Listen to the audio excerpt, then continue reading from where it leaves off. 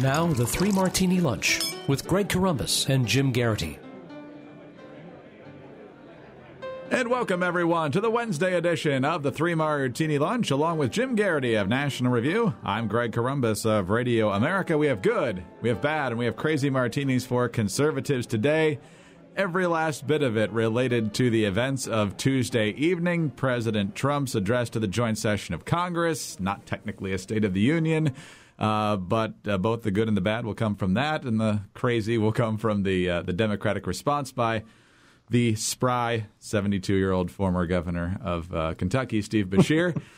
Jim, the thing that struck me at first about Trump was just how normal he seemed to be in that environment and how natural it seemed. I wasn't sure if it would look odd given how different of an approach he takes to Washington, but his tone, he didn't shout like he did at the convention.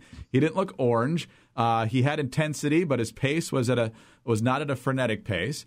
And then he also hit on a number of themes that obviously conservatives have been very vocal about for years. And here is a sample. We want all Americans to succeed, but that can't happen in an environment of lawless chaos. We must restore integrity and the rule of law at our borders. Right now, American companies are taxed at one of the highest rates anywhere in the world. My economic team is developing historic tax reform that will reduce the tax rate on our companies so they can compete and thrive anywhere and with anyone. I have kept my promise to appoint a justice to the United States Supreme Court from my list of 20 judges who will defend our Constitution. These families should be free to choose the public, private, charter, magnet, religious, or homeschool that is right for them. Tonight, I am also calling on this Congress to repeal and replace Obamacare. And finally, Jim, on our good martini, Trump not known for the soaring rhetoric, but there was quite a bit of it last night. Think of the marvels we can achieve if we simply set free the dreams of our people. Cures to the illnesses that have always plagued us are not too much to hope. American footprints on distant worlds are not too big a dream. Millions lifted from welfare to work is not too much to expect. And streets where mothers are safe from fear, schools where children learn in peace, and jobs where Americans prosper and grow are not too much to ask. And then, Jim, on top of all that, two of the most moving moments of the night were two of the folks he pointed out in the gallery. One was Jamil Shah, whose son was killed at the hands of an illegal immigrant. And then, of course, the one that really brought down the house was the tribute to the fallen SEAL on the recent Yemen raid. His widow, Corinne Owens, was there. The SEAL was Ryan Owens. Sustained multiple standing ovations. And if you weren't moved by that in some way, you better check your pulse. Overall, Trump vastly exceeding expectations and hitting on a lot of good conservative themes. I called this decaffeinated Trump. And, a lot of people said this, was he on message or was he on medication? Because it was kind of the Trump I think a lot of us were hoping to see all along. Yes, obviously he's got a showman. Yes, he's very entertaining when he starts ripping into his critics or giving out Lindsey Graham's cell phone number and things that are kind of, comic antics. He can whip up a crowd, into a great passionate frenzy. But that's not the only job of the president. The president has to hit a lot of different emotional notes. And much to our surprise, when Trump tries, he can actually do that, and he does it pretty well. I think probably the two, obviously, I think you put your finger on the moment of the night that was almost magic. It was the one that had Van Jones declaring him, this is when he really became president of the United States. Look, Trump gets accused of being a narcissist. This is a guy who has a very big ego, as all presidents do, and probably everyone in politics does. This is a guy who loves the spotlight. This is a guy who loves talking about how everything he does is the biggest, the greatest. And then at some point, at several points last night, he turns his attention to other Americans who we would not see on our television screens if he had not invited them and placed them in the gallery for this non-State of the Union joint address to Congress. And he talks about what they did and what makes them special and what makes them important. And it's a very different moment we're getting from Donald Trump. And, whoever wrote that speech, hit it out of the park. The phrase etched in eternity. As you said, it was a great emotional moment, and it really had very little to do with any of the usual combative politics we've seen over the last 2 years. It was an acknowledgement that, God, aren't we blessed to have men and women like this in uniform who are willing to take those risks and who know those risks and who dive into the mission anyway in order to keep us safe. And, this kind of, sinking recognition that even if we had a VA that functioned the way it was supposed to, even if we donate to charities to help veterans and their families, we really don't do enough.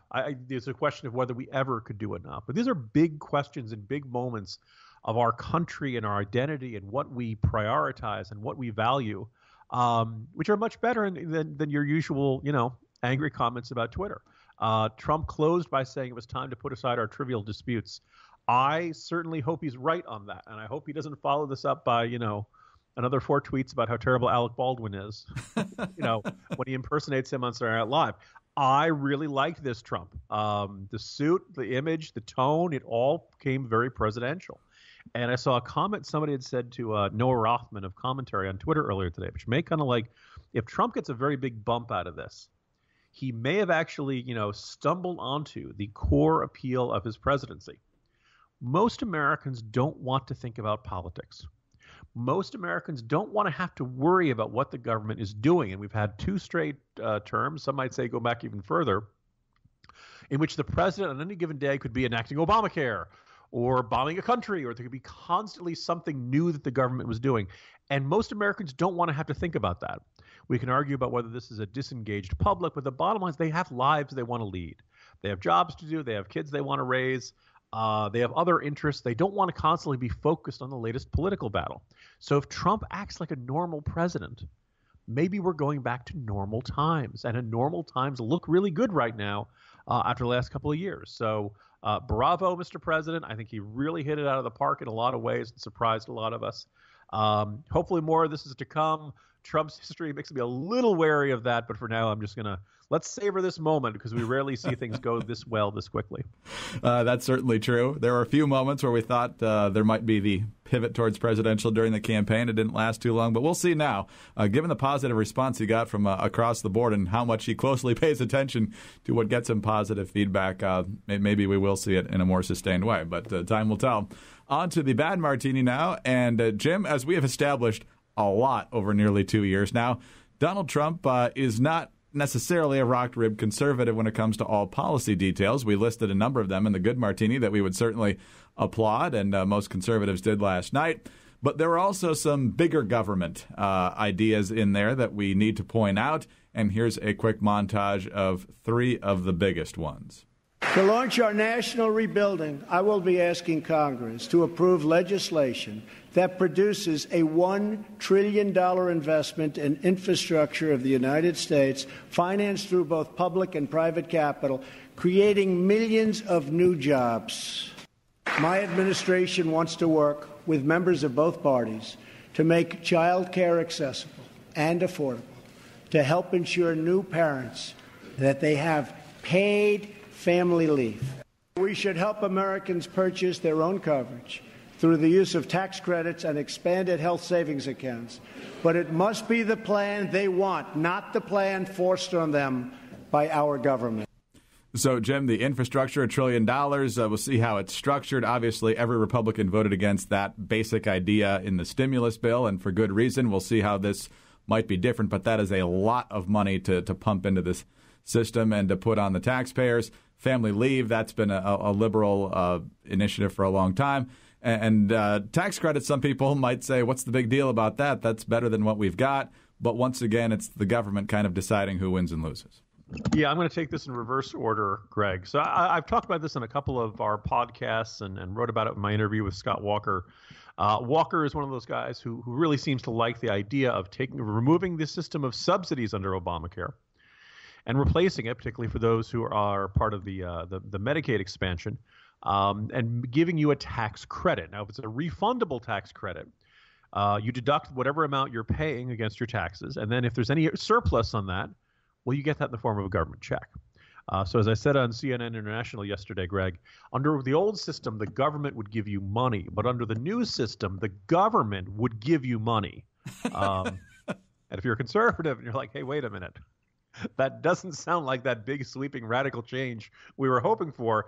It's because it really, there's an argument that it really isn't. Now, Scott Walker and certain folks who like this idea say, look, a tax credit is part of the idea of moving people from government dependency and welfare to work.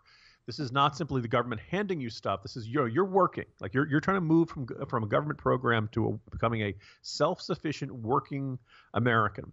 And we want to reward that. We want to, say you're doing the right thing and we want to help you out. And that's why this is not quite the same as just the government just handing the money.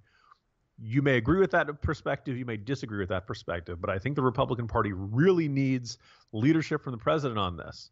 I would very much understand if President Trump's attitude is, look, I got elected by people who feel like they're barely getting by and that they can't afford anything. I'm not going to yank away their Medicaid coverage that they got under Obamacare. That's not going to be my first act that I do as president. I completely understand the Republicans' political reluctance. Having said that, if they go along with this, they're basically saying Obamacare has expanded entitlements. It has created a new benefit that the government is obligated to provide to you. And we, the Republicans, have signed on to this. This is one of the reasons we fought against Obamacare so much, because once the government gets in the habit of giving you something, it is very hard to stop that habit. On the family leave, you would just call it the Ivanka section. Yes. That's what she wants. That's what she believes. I think there are probably some folks on the right who might argue this is a ostensibly pro-family party. A pro-family policy. I think obviously a lot of employers would say, wait a second. I don't need the federal government stepping in and telling me what to do on this. I have a feeling that the politics on this one are going to be very tough to resist. Having said that, once again, we're creating another entitlement. We're creating something the government is saying that your employer has to give to you. And gee, that wouldn't lead to higher prices or anything now, would it? The third thing on the infrastructure spending, look, it's not like we're opposed to all infrastructure spending, but there's kind of this nagging feeling of, the first thing Obama did was pass a giant stimulus. One of the first acts of the Trump administration is apparently going to be to try to push through a $1 trillion infrastructure spending program that looks an awful lot like the stimulus. Let's hope those jobs genuinely are shovel ready this time. No doubt we have genuine infrastructure spending needs.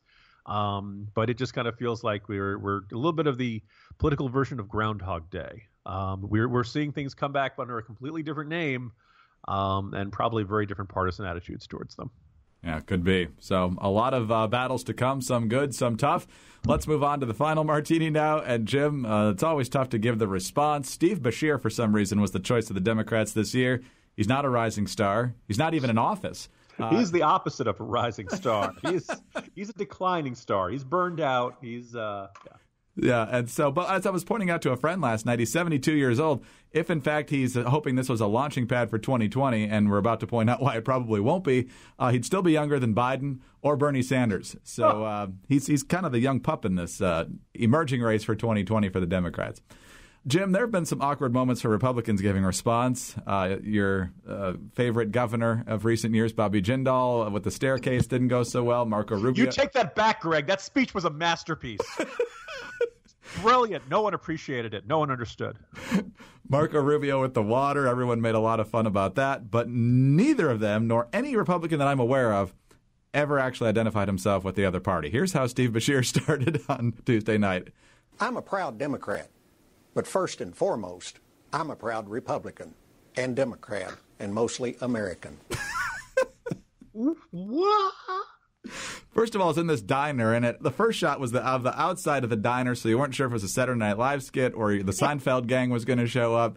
And then Steve Beshear spends a lot of time defending the most unpopular part of the Obama legacy, perhaps, at least domestically, and that's Obamacare. In 2010, this country made a commitment that every American deserved health care they could afford and rely on. And we Democrats are going to do everything in our power to keep President Trump and the Republican Congress from reneging on that commitment. So, Jim, finally, obviously he and the other Democrats were expecting a combative speech, so he went on to talk about how Donald Trump has been divisive and all sorts of other ways that it's been really ugly. And then Trump gives this soaring attempt at unity, and the vicious criticism from Beshear seems really out of place at the end. Yeah, let's grant that you're right. History has demonstrated that there's really no good, easy way to give a good response to the State of the Union or a joint address to Congress.